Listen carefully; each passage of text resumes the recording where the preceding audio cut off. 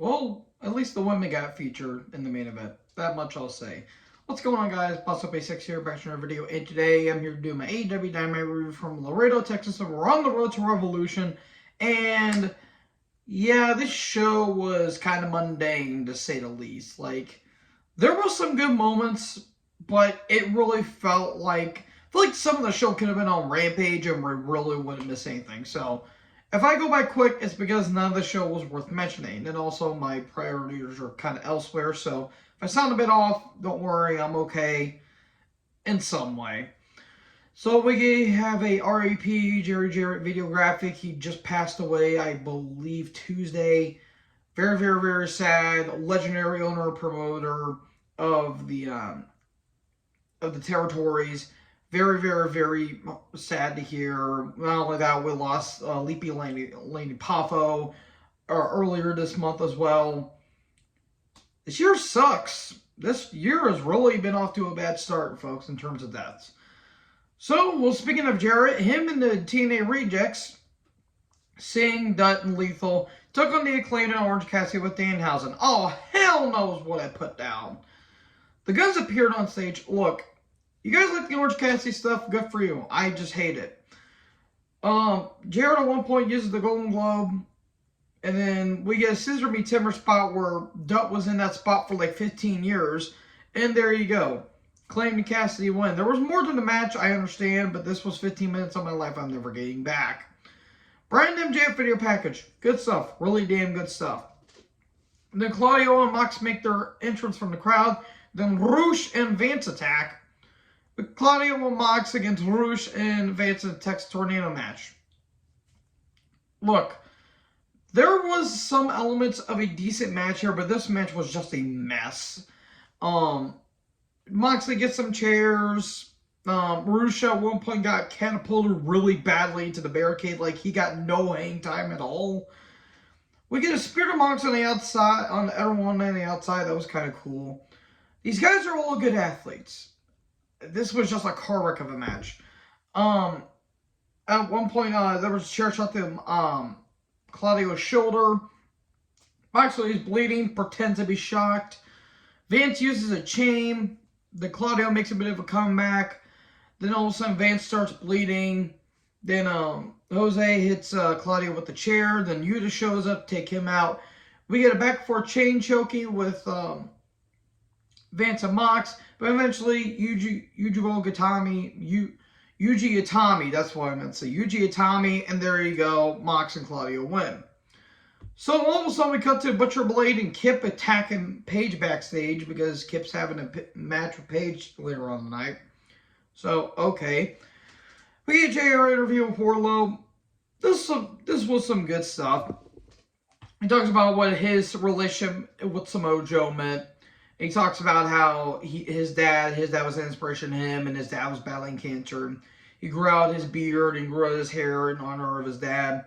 And when Joe cut my hair and shaved my beard, I felt like an image of my dad passed, or I felt like an image of my dad went away. That was good stuff. That was really damn good stuff, and you could tell this meant a lot to Wardlow. Him and Joe are having a match at Revolution. So then we cut to Woods with Nice, Sterling, and Daivari taking on Mark Briscoe. Nice and Daivari attack early, and all of a sudden the Lucha Bros from literally out of nowhere show up. They come down and take care of them. There was at one point a corkscrew suplex off the apron. That was some pretty good stuff. This match wasn't bad. It kind of just felt like an average ROH show, or felt like a regular Dynamite match. But in the end, Froggy elbow drop, and there you go. Mark wins. And he said, I love you, Jay. This is for us. I'll carry this on. Good stuff. Again, rest in peace, Jay Briscoe. We get a Renee and Cole interview. He says, I'm ready to get back in the ring, and I'm ready to take on my next opponent. That's basically about it. So MJF comes out. MJF getting booed because it's glorious, and why wouldn't he? And he talks about Danielson and all that stuff, and he says, I don't hate you for how good you are. I hate that you convince everyone that you think you're better than me. And he says, once those 60 minutes are up, once those seconds hit 0, I'll still be champion. I'm the better wrestler. You are not. Then he says, I have Brian's mentor with him. He references Daniels. Christopher Daniels comes down. He says, well, I got paid to show up. And, you know, we go a little bit back and forth. He talks about how him and Brian Danielson, how him and Brian, you know, grew up in the Indies. This was some really good stuff. Really good stuff. And then he says to MJF, Brian's going to knock your dick in the dirt. I'm still trying to know what that word and that reference means, but if it works for them, it works for everyone, I guess. Talks about the IWA and how Brian won that tournament. It was like a very old school indie tournament that happened around the early 2000s, I think like 2001 or something like that.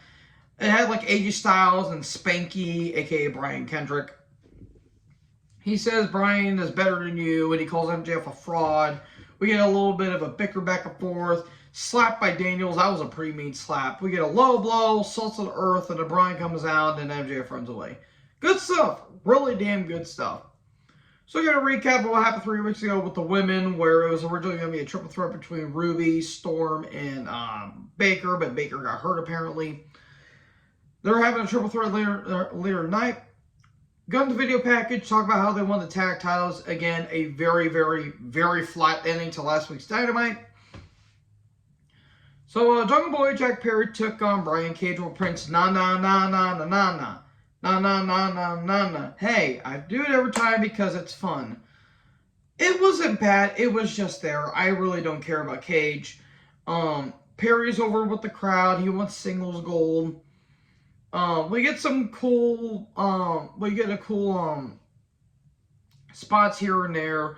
In the end, rolling forearm, roll up, 1, 2, 3, and there you go, Perry wins. And also, Christian Cage shows up. Raise your hand if you forgot Christian Cage was even there. To be fair, he was injured, and apparently they're finally going to end this long, drawn-out feud. Most likely going to end at Revolution. He sprays Perry's eyes, kill switch on the stage, and there you go. So, Renee's backstage. She says it's going to be a triple threat for the tag titles. 2 battle royals. Revolution Battle Royal and a Casino Battle Royal the next week. Because why not just have an Eliminator match? Jesus Christ, Tony, you need to calm down with the ladder matches and the Battle Royals. I swear to God. You're getting over your head with this. But all of a sudden, the Acclaim show up. And they said, well, why don't we make it a 4-way? Oh, my. Because we're cashing in a rematch clause. There you go. We get a recap of the Page beatdown. The Elite are backstage, trying to be funny and failing horribly at it. But Top Flight and AR Fox are talking. They show up and they're like, well, we want a rematch because we almost beat you guys last week. And, well, Top Flight says, well, we did beat you guys last week, talking about the Bucks. You want a rematch, but Don Callis, and for all what he's worth, which is nothing, he says, no, you ain't going to have a rematch. And, you know, Dante says, well, you guys like, you know, talking about balls, but you guys don't have any.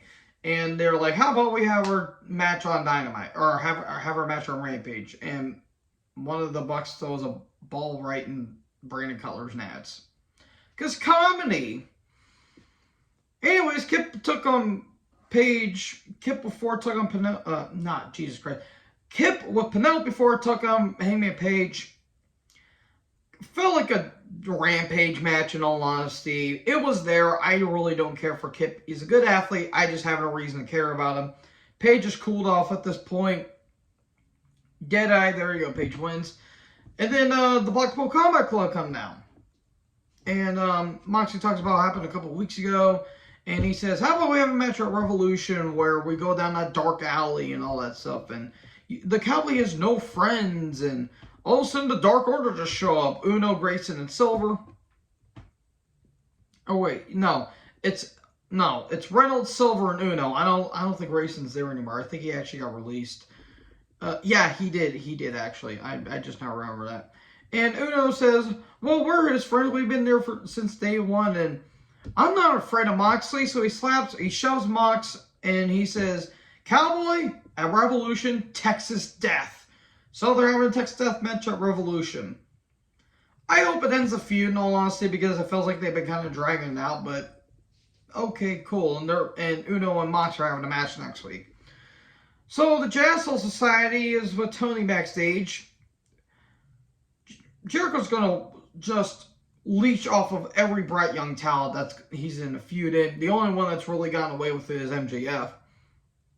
This feud will not end. End this feud, for God's sakes. Starks taking on Garcia on Rampage. So we get a Rampage, Revolution, a Dynamite rundown.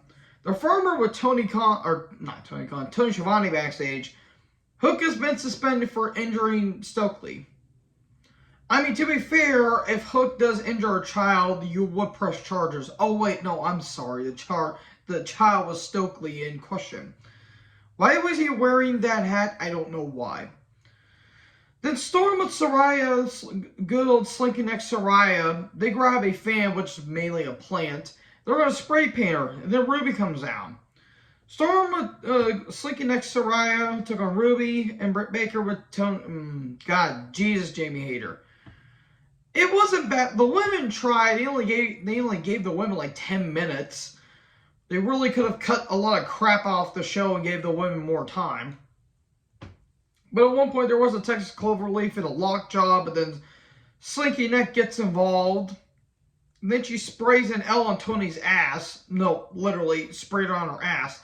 We get a hip attack, but then Ruby gets in, gets a roll up, and there you go. Ruby wins, and she's conflicted, like, oh, I want to, be with Saraya, but oh, look, Jamie's got a gold belt. So there you go. That was Dynamite for you. It was not really that great of a show. It was just kind of like a placeholder in some ways. So, what did you guys think about the show? Let me know in the comment section below. Make sure you guys leave a like, leave a comment, tap that big red subscribe button, tap the bell for more notifications, and most importantly, join the herd. Till next video. Peace out.